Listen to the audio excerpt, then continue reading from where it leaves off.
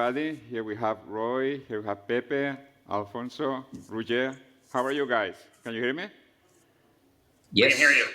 Okay, excellent. That's a lot of enthusiasm. I like that. Great. We have a great set of speakers today to talk about this topic. How you, having a company, being an entrepreneur from South Europe, how do you manage to grow and make it in US? Something that we all want, but that is not so easy. Good news is that it can be done. Guys that we have here in the panel have done it, and they're ready to share with you the tips and hints of what you have to do and what you shouldn't do. Bad news is not easy. It's a lot of work, it's complex. It requires skills and resources that may be out of your comfort zone because the ecosystem in US is rather different from the one we find in South Europe. So without any further ado, let me introduce the speakers. I will ask each of them. We could start, for instance, with Roger and go with Roy, Alfonso, and then with Pepe. And if you could spend a minute talking, saying who you are, where you come from, and also where you were born and where you live now. So people here can see that, yes, we can make it in US. Hi, everybody. This is Roger Casals. I was born and raised in Barcelona.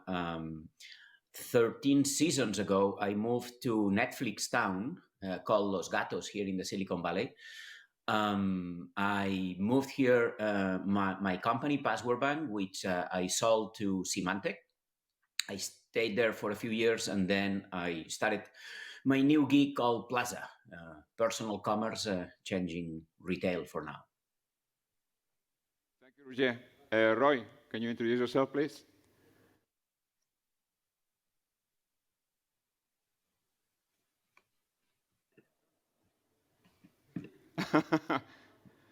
Roy, we cannot hear you, sorry. That was a great Let's try that again. Hey, now we can hear you. Sorry. That was a great monologue, though. I live in Menlo Park, California. I was born in Extremadura, in Cáceres, and grew up in the United States as a child. Went back to Cáceres for bachillerato and a piece of coal, which they invented while I was there. I'm an engineer by trade. I designed electronics for cars early in my career. I helped start a company called Sun Microsystems in the early 80s and Brocade Communications, and I've been an investor since 1995, mostly in infrastructure. Alberto, what about yourself? Good. So I'm originally from Madrid, but I lived most of my life in Murcia. I also live in Cáceres, by the way, which is nice to see you there in Cáceres. My background is computer science. I did my career in the University of Murcia, and I moved to the US to do my PhD at Columbia University. I did a little bit of, I was 4 years in Barcelona in Telefonica Research, then I did a company called Pixel that we sold to Singapore Telecom. And right now I'm the Chief Technology Officer and co-founder of Freshly, which was acquired by Nestle, last year. And I live in Brooklyn right now. Excellent. Pepe, mic to you. Hi, everyone. Pepe Agel here. Very excited to be here on stage. Thanks, Isaac, for putting us together. I originally from Barcelona, moved to Silicon Valley 13 years ago. Just passionate and attracted by Silicon Valley. That's it, but entrepreneurship. So I didn't come with a company. I didn't come with to study. I just came here to experience the Valley together with my girlfriend, who's now my wife. And I've worked at different startups, mostly on the B2B space, until we started what's been the biggest journey for us in Silicon Valley, which was Chartboost. It's an ad tech company that we started together with my wife and another co-founder. And it's been a journey of 10 years, ups and downs. And we recently sold it to Zynga. And ever since, I've dedicated my time to help founders. And I'm visiting partner at Pear VC, one of the early stage investors in the Valley that I would say it's most hands-on. I really like working with founders, and I'm helping their portfolio companies and creating a deal flow on the early stage for them. And I live in Menlo Park, so originally from Barcelona and living in Menlo Park. Thank you very much, Pepe. From my side, I was already briefly introduced, Isaac de la Peña. a partner at Conexo Ventures. We specialize in taking companies from the region, from South Europe, and helping entrepreneurs make it in US, grow there, and have exits in NASDAQ or wherever we can do it together. I was born in Bilbao. I grew up in Camp de Tarragona, in Catalonia, not a place known for its technology, and I live now in San Francisco. So let's go ahead and talk about what is America today, because the COVID has probably changed quite the conditions of how you make and work in the venture ecosystem in US. Pepe, let's start with you. Could you mention which different dynamics have you seen before and after COVID in Bay Area? Yeah. Well, first of all, I think COVID has changed the world, not only the Bay Area, not only the United States. But what I see is that the world is flatter. That's the biggest thing. And Silicon Valley, particularly, used to be a little bit of a bubble by itself. Investors would only invest in companies that were within like the 50 miles that Silicon Valley has. So it was very much a closed ecosystem. And I think with more talent just going remote, being a little bit more picky on where they want to live, right? And having the possibility to really live everywhere. I think Silicon Valley has opened up, and I think this is the biggest trend that I've seen. I don't think Silicon Valley is going anywhere. The ecosystem is strong. It's deep. As some of you may know, it relies on universities that have been there for a long time, on VCs that have been there for a long time. It's the land of adventurers. So anyways, what I'm saying is that the ecosystem is there to stay, but I think it's way more open. And what I see in the US right now, and I think we're going to talk about that, but it's more of a network of ecosystems. And people like still living in the Bay Area, maybe less concentrated, but around the Bay Area, because they have the opportunity to meet interesting people, to have face-to-face meetings while they're working from home. So it's a little bit more distributed, but still relying on a strong ecosystem. And what I've seen is that things move faster.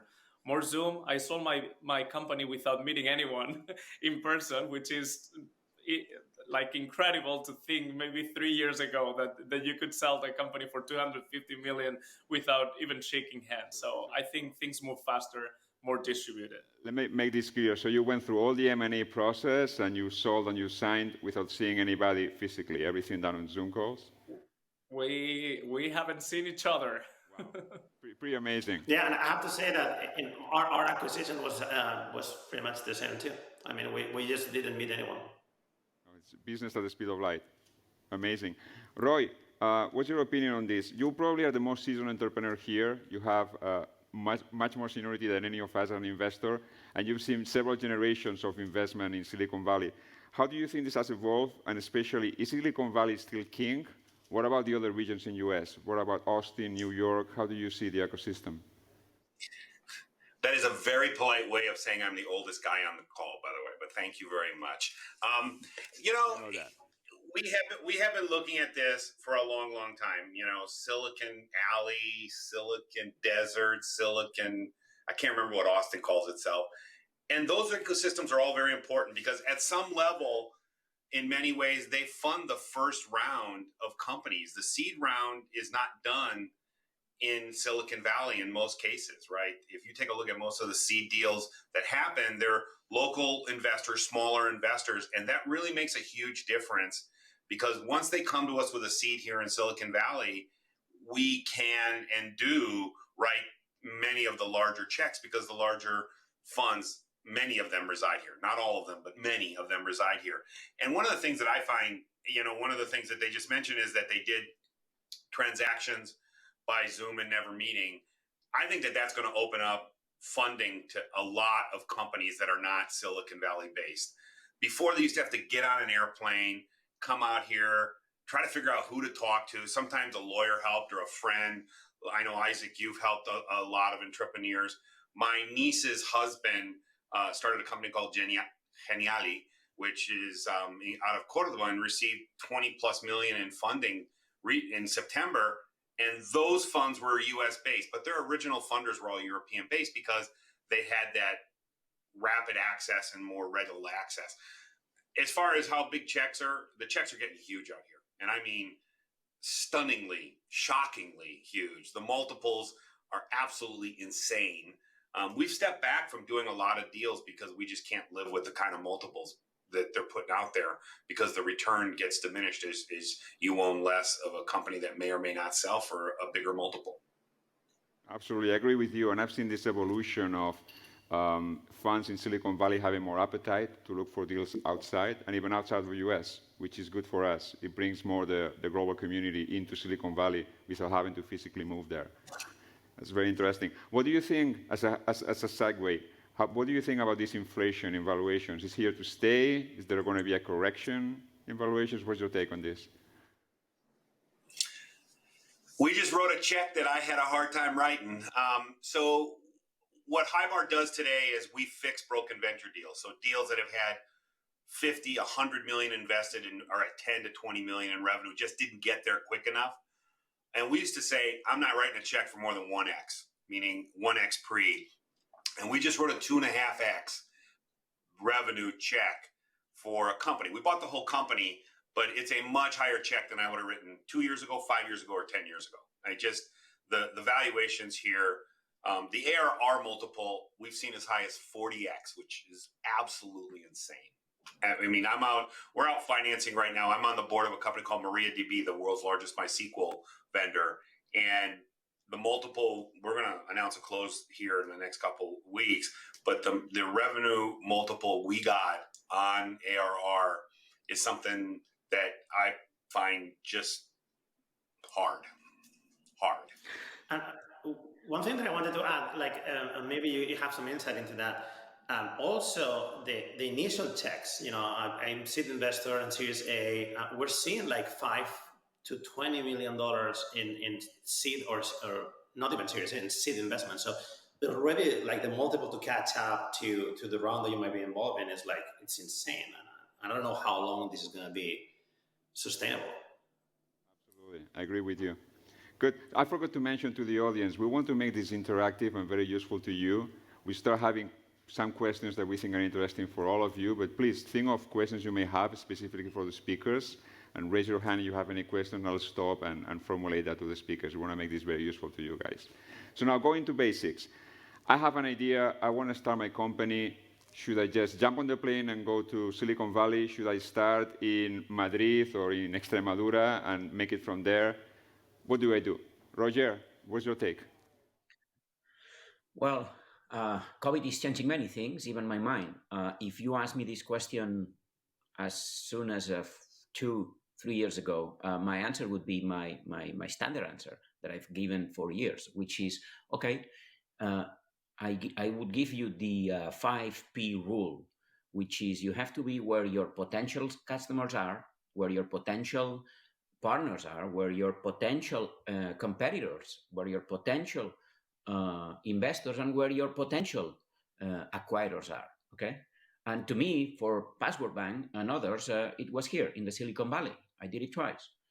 Today, it's not true anymore. You can basically, I would say, start your company wherever you live, wherever you please. It's not necessary, actually, to move here to start a company. Actually, it's very difficult. You are getting out of your own comfort zone and your own ecosystem. And now there are plenty of ecosystems that, as has been said, are pretty good to start a company. Cheaper salaries, cheaper offices, cheaper everything. So don't do it. For what don't you follow say, the 5P rule. No.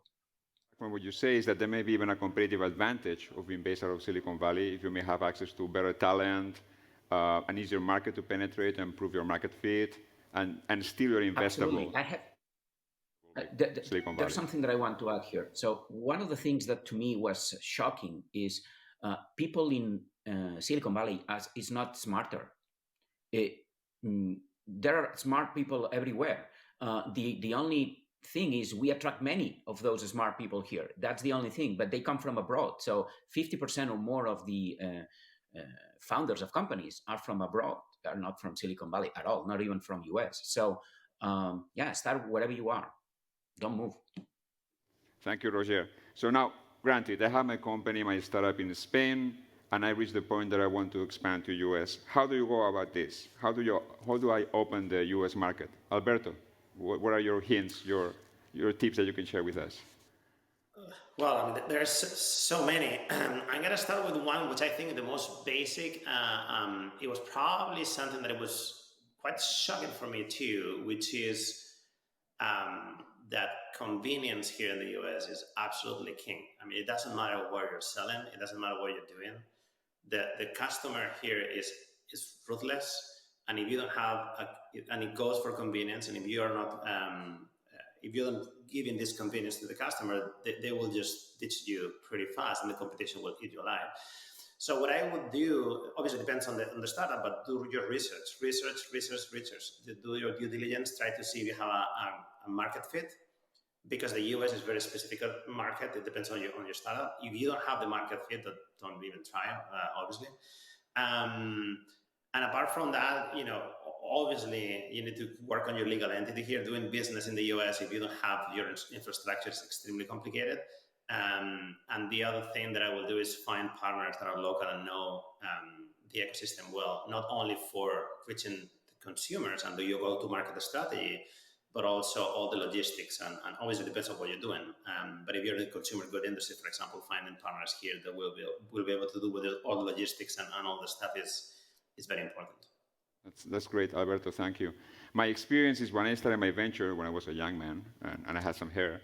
I was already living in US for several years, and I had my networks, I had my contacts, and it was easier to start. Pepe, your experience, I think, was similar to mine. You were already working in Silicon Valley for several years. So what is your take on that?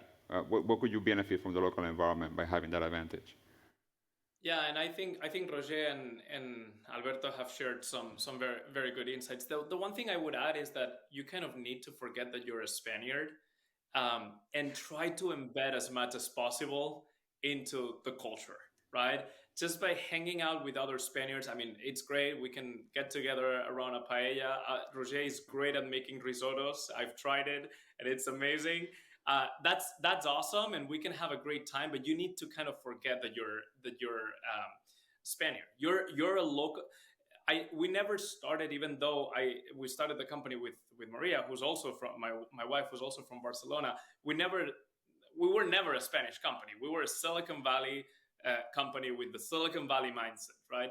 So to your point, I think, Isaac, having a network, embedding into the local culture, right? Try connecting with people that have been here longer than you have. I think it's all good, but you also need to change your mindset and just forget a little bit about your roots. Get your Spanish creativity whenever it's needed, but try to forget that don't try to compare ecosystems all the time or cultures all the time. You're just here. You do business the way it's done here. That's a great point, Pepe. And I think that you're leading now the Cámara de Comercio de España in Silicon Valley. And you shared with me in another conversation that you see this often, that you facilitate these exploration trips for Spanish entrepreneurs to come to US, to see the valley, to meet with local companies and local VCs.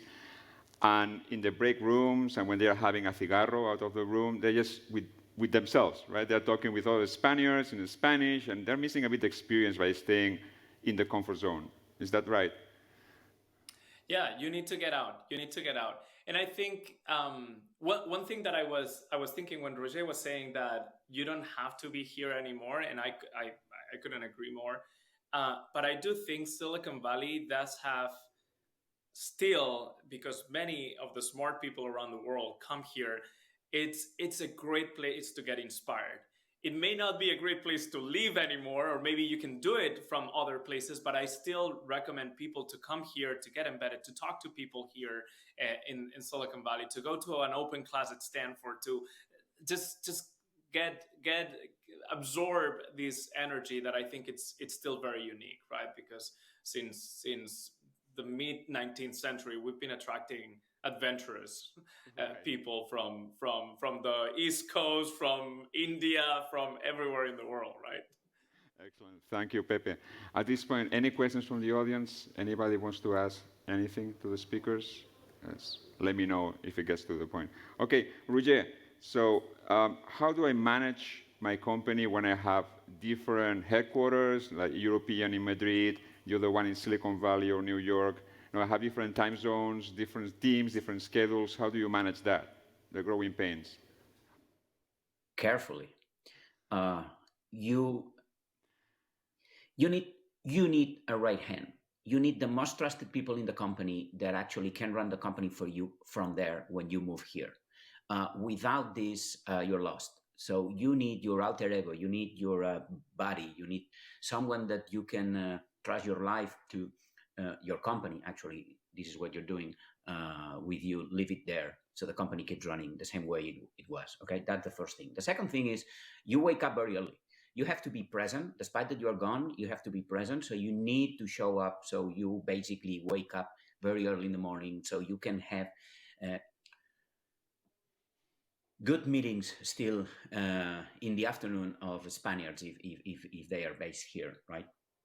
And the last thing that this is important and a good segue that what Pepe mentioned is when you come here, because you have to interview people because you want to open up and create your own startup here.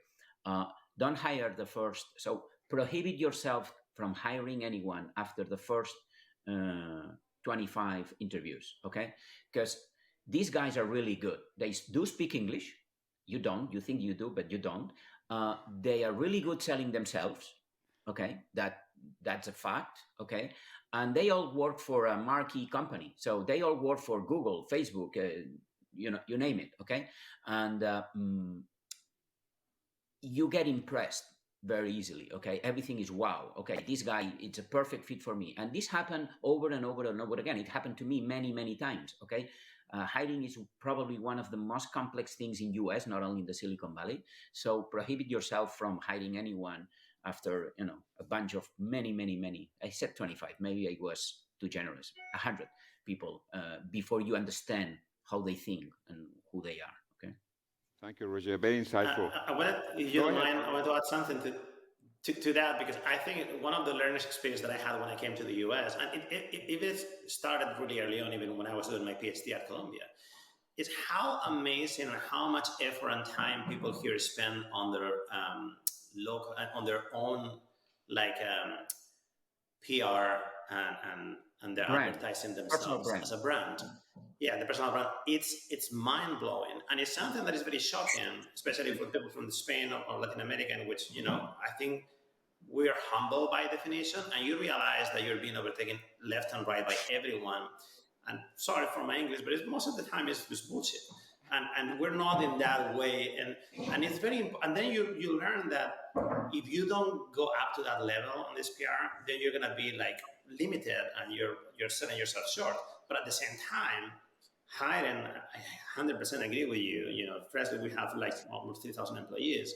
It is so extremely difficult you need to practice a lot to get this kind of sixth sense in understanding what is a good person, what's not a good person. I will definitely agree with the 25 first people. I will even say more.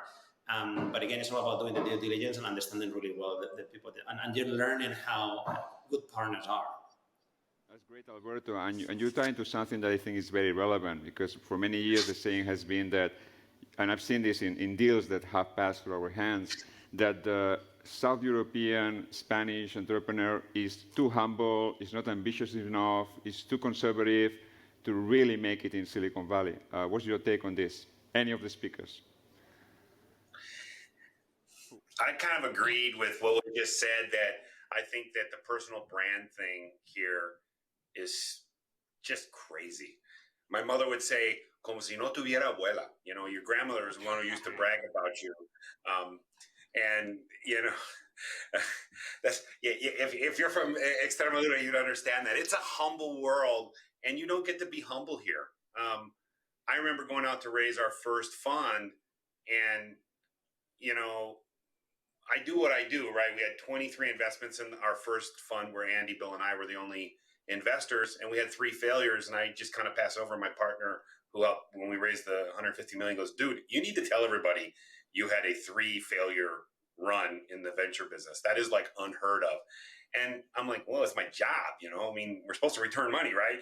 And it's just hard for people to understand who come from a background, I'll tell you the second culture. My wife is of Asian descent, and Asians are not, my wife's Chinese, and actually, as she says, Roy, I'm more American than your whole family. I was at least born here, for God's sakes. But she says that Asians have a hard time bragging, and that's what it's called, right? It's bragging, and you just have to get used to it. One of the comments that I want to make about something that was said earlier, I detest hiring in Silicon Valley. Let me repeat that. I detest hiring in Silicon Valley. They're the most unloyal employees on the planet. And as much as I detest hiring in Silicon Valley, I detest hiring Stanford grads even more. They're all smart kids. There are no stupid people in SiliconValley, but they're even less loyal than the normal Silicon Valley hire. We have the Harvard people in the East Coast. These are our Stanford, our Harvard kids. I don't see that here. Although at the MBA level, we obviously see a lot of Harvard graduates. But we have made it. I have a company here doing 70+ million in revenue, has 180 people. We literally put a prohibition on hiring replacements here in the Valley. It is better for us to hire in Spain, in Poland, in the Czech Republic, in Finland, in North Carolina, in Provo, Utah, than in Silicon Valley. We pay them too much and they work too little. I would absolutely agree on that. My journey was actually opposite. We started the company in Silicon Valley. We grew fed up of Silicon Valley. And then we decided to open in Amsterdam and in Barcelona, an engineering team, right? So I've done the journey the other way around. And I absolutely agree with Roy's note. I think the level of entitlement here is high. And one key takeaway that I have for people in the audience is that I think it's the bragging, but it's also how well articulated Americans are when they speak. And now that I have 3 kids and I see the education, they grow up learning how to talk in public.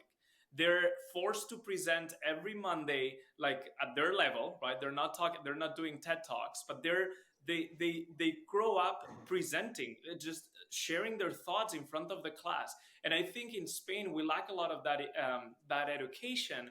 And I think when you combine the meritocracy and a little bit of the personal bragging with how well articulated they are, how well they speak English, but also how well they communicate, it's really where you see fluff sometimes.